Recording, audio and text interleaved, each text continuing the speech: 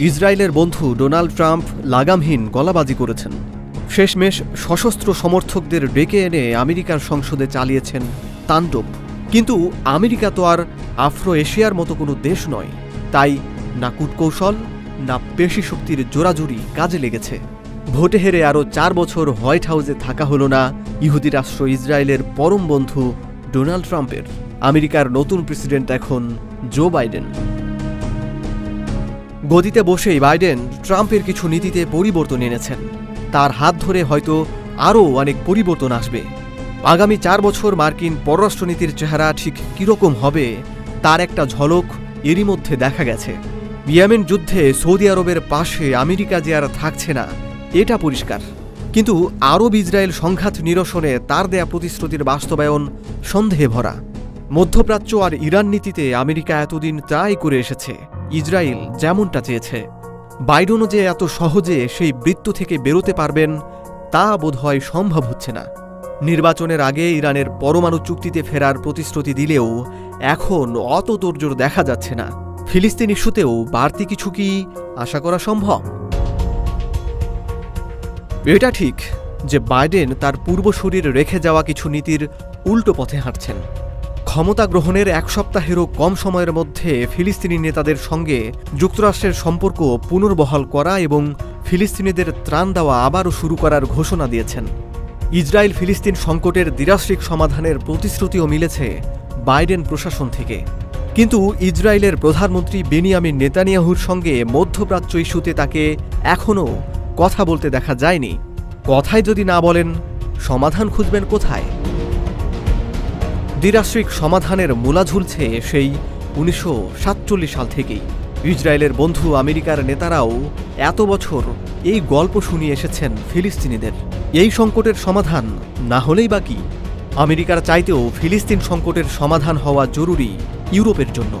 তাদের এটি এড়িয়ে গেলে চলবে না, কারণ মধ্যপ্রাচ্যের সঙ্গে ইউরোপের ভৌগোলিক ঘনিষ্ঠতা রয়েছে।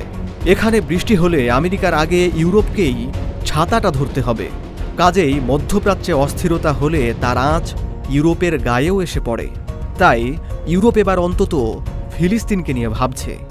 গত বছর মিউনিখ প্রতিরক্ষা সম্মেলনে হাজির হয়ে ফিলিস্তিন ইস্যুতে সাইডলাইন আলোচনা করেছেন ফ্রান্স, জার্মানি, মিশর এবং জর্ডানের পররাষ্ট্রমন্ত্রীরা। কথিত এই মিউনিখ গ্রুপ এখন ফিলিস্তিনের শান্তি আলোচনা পুনরায় শুরু করার জন্য কাজ করছে।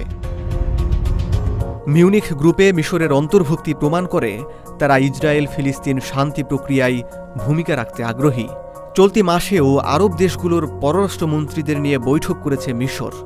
অংশগ্রহণকারীরা জোর দিয়ে বলেছেন তারা দ্বিরাষ্ট্রিক সমাধান চান আর উদ্বেগে থাকতে চান না। মিশর ফিলিস্তিনের বিবাদমান রাজনৈতিক দলগুলোর মধ্যে একটি সংলাপের আয়োজন করেছে, কারণ এই গ্রীষ্মে ফিলিস্তিনের আইনসভা ও প্রেসিডেন্ট নির্বাচন হবে। নির্বাচন যাতে সফলভাবে হয় সেজন্যই মিশরের এত তোড়জোড়। কিন্তু দ্বিরাষ্ট্রিক সমাধানের আগে ফিলিস্তিনকে ইউরোপের স্বীকৃতি পাওয়া জরুরি। 2014 সালে ফিলিস্তিনকে রাষ্ট্র হিসাবে স্বীকৃতি দেওয়ার প্রস্তাবে ইউরোপিয়ান পার্লামেন্টের সদস্য দেশগুলো অকুণ্ঠ সমর্থন দেয়। ইইউভুক্ত দেশগুলোর নিজ নিজ পার্লামেন্টেও একই প্রস্তাব পাশ হয়, কিন্তু এই প্রস্তাব বাস্তবায়নের বাধ্যবাধকতা না থাকায় কাগজে নথি হয়ে আছে। ইউরোপীয় পার্লামেন্টে ফিলিস্তিনকে স্বীকৃতি দেওয়ার প্রস্তাব পাশ করার পরও জার্মানি ও ফ্রান্সের মতো ইউরোপীয় দেশ ফিলিস্তিনকে রাষ্ট্র হিসাবে আনুষ্ঠানিকভাবে স্বীকৃতিদানের ঘোষণা দেয়নি। এটি দ্বিরাষ্ট্রিক সমাধানের পথে বড় বাধা হয়ে আছে। 4 বছর আগে ডোনাল্ড ট্রাম্প যে অদ্ভুত এক শান্তি পরিকল্পনার প্রস্তাব করেছেন তারই জের ধরে পশ্চিম তীরের 1/3 দখল করে ফেলেছে ইসরায়েল। এটি দ্বিরাষ্ট্রিক সমাধানের আশাকে মাটি চাপা দিয়েছে। জর্ডান নদী আর ভূমধ্যসাগরের মধ্যবর্তী এলাকায় ইহুদি বসতি এতটাই বেড়েছে যে ভবিষ্যতে স্বাধীন ফিলিস্তিন রাষ্ট্র কল্পনাতেও আসছে না। সামনে ইসরায়েলের সংসদ নির্বাচন, কিন্তু তাতে কি আসে যায়? যারাই সরকারে আসুক, ফিলিস্তিন ইস্যুতে ইসরায়েল সরকারের দৃষ্টিভঙ্গি বদলাবে না। দেশটির সব প্রধানমন্ত্রী ফিলিস্তিনকে রাষ্ট্র হিসাবে স্বীকৃতি দেবে না বলে নীতিগত সিদ্ধান্ত নিয়ে আছে। ইউরোপের নেতাদের বুঝতে হবে ফিলিস্তিনের সাহায্য তহবিল সরবরাহ করে সমস্যার সমাধান তারা করতে পারবেন না, কারণ ইসরায়েল চাইলেই এই সাহায্য তহবিলের সুবিধা নস্যাৎ করে দিতে পারবে। গত 4 বছরে পশ্চিম তীরের একটি শরণার্থী শিবিরে বিদেশি সহায়তায় যেসব বাস্তুচ্যুত ফিলিস্তিনি ঘরবাড়ি তুলেছিল, সেখানকার অন্তত 70টি ভবন ইসরায়েল গত নভেম্বরে গুঁড়িয়ে দিয়েছে। ইউরোপ তখন কানে তুলা দিয়েছিল। ইউরোপ কি আসলেই 2 রাষ্ট্রভিত্তিক সমাধান চায়? ইউরোপের নিয়ত সহি হলে ইসরায়েলের অন্যায়ের বিরুদ্ধে তাদের সোচ্চার হওয়ার সাহস দেখাতে হবে প্রথমেই। তাদের আন্তর্জাতিক আইন মানতে বাধ্য করতে হবে, কিন্তু এরা তা করবে না। অথচ তাদের ইহুদি বিদ্বেষের পরিণতিতেই ইসরায়েল রাষ্ট্রের জন্ম।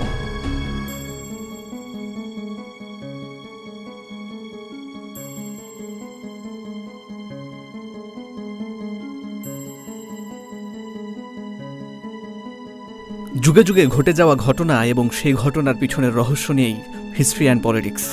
ইতিহাস থেকে বর্তমানের অবস্থান তুলে ধরা হবে এই চ্যানেলে। জানতে পারবেন নানান অজানা তথ্য। আমরা সঠিক বার্তা পৌঁছে দেব আপনার কাছে।